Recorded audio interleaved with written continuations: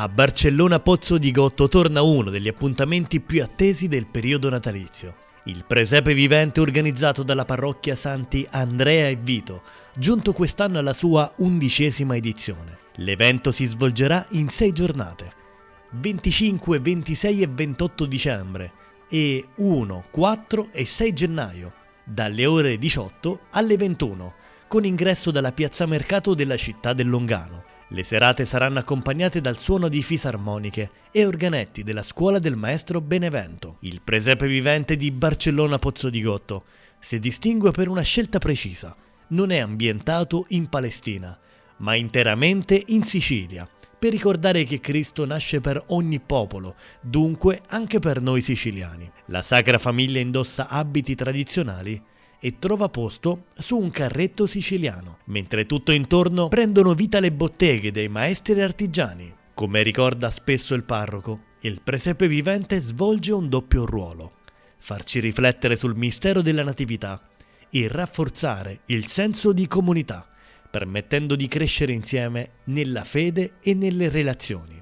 Volontari e organizzatori lavorano da giorni per preparare i luoghi che accoglieranno i visitatori, testimonianza di un impegno condiviso e appassionato.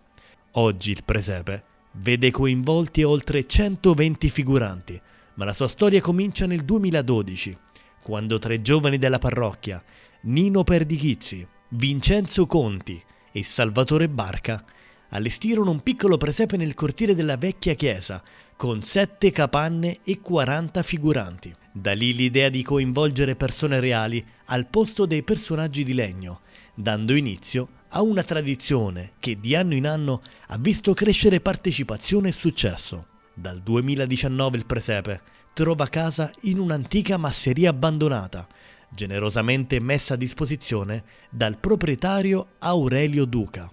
Grazie al lavoro dei volontari, questo luogo carico di memoria è stato recuperato e riportato al suo splendore, trasformandosi nello scenario ideale per la rappresentazione. Tra le scene più apprezzate troviamo U Cannizzaro, U Spiritaro, U Sapuni, I Ricamatrici, U Firraro, U Sarto e tanti altri antichi mestieri della tradizione siciliana. Presente anche il caratteristico palmento, con la pigiatura dell'uva e il travaso del vino nelle antiche otri, testimonianza di una Sicilia che non vuole essere dimenticata. Appuntamento quindi con il presepe vivente di Barcellona Pozzo di Gotto, nelle giornate del 25, 26 e 28 dicembre e l'1, il 4 e il 6 gennaio, dalle ore 18 alle 21.